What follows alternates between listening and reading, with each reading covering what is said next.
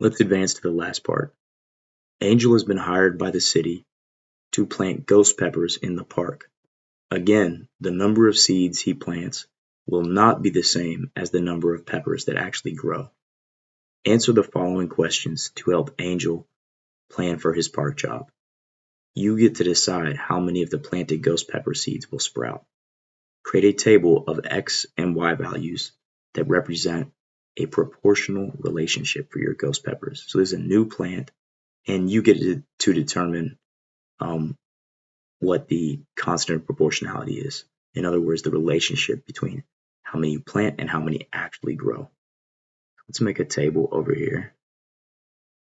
It's very important we don't just leave this as X and Y, because the problem's asking us specifically about amount planted versus amount that actually grow. So X is going to be our planted amount, just like in the last problem. And Y is going to be how many grow. This is for our ghost peppers. And we saw in our last problem, our K value was 1/5. So if you plant 5, only one of those would have actually grown. I'm going to pick some other random number. I'm just going to go 1/8. And I'm going to pick some random X values, but that are going to be easy for me. So if I'm saying K is 1/8, that means one of them grows for every 8 that I plant.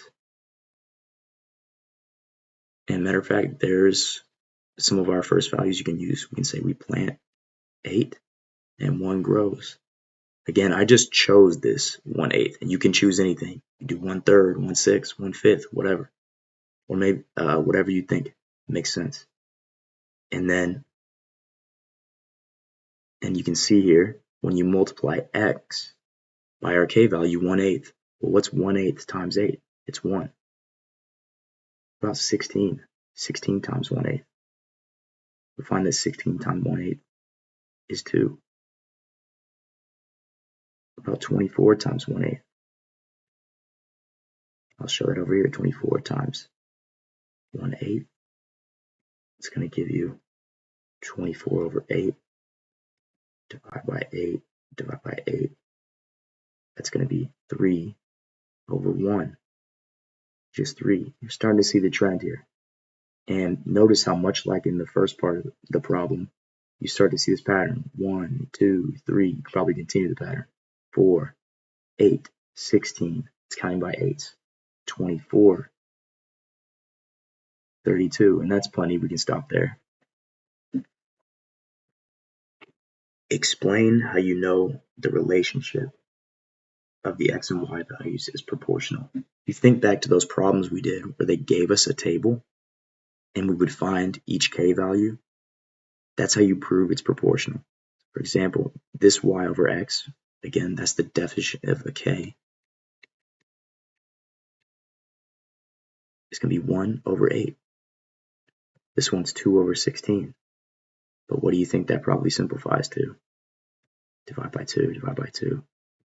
1 over 8. 3 divided by 24. Divide both by 3. You're going to get 1/8. 4 divided by 32. Divide the bottom and top by 4. Again, you get 1/8. So here's how we can answer this problem.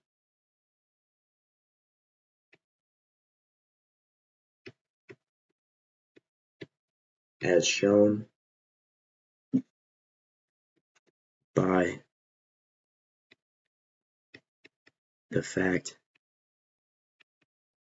that each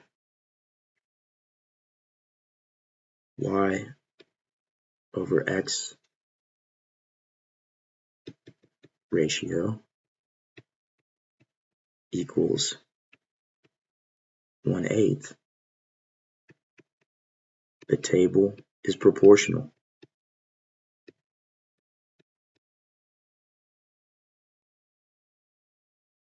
Put more simply, we could also just say the constant of proportionality in this table is 1/8.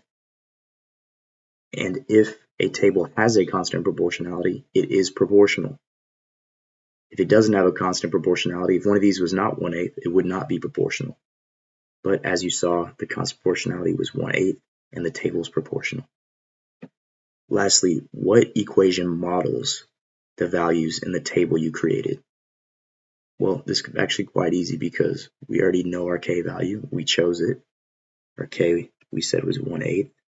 And we know the formula, or I should say the format of the equation here is always y equals k times x.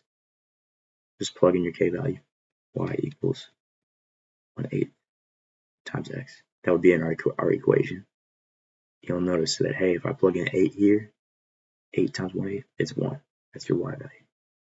But this is our answer. That's our equation.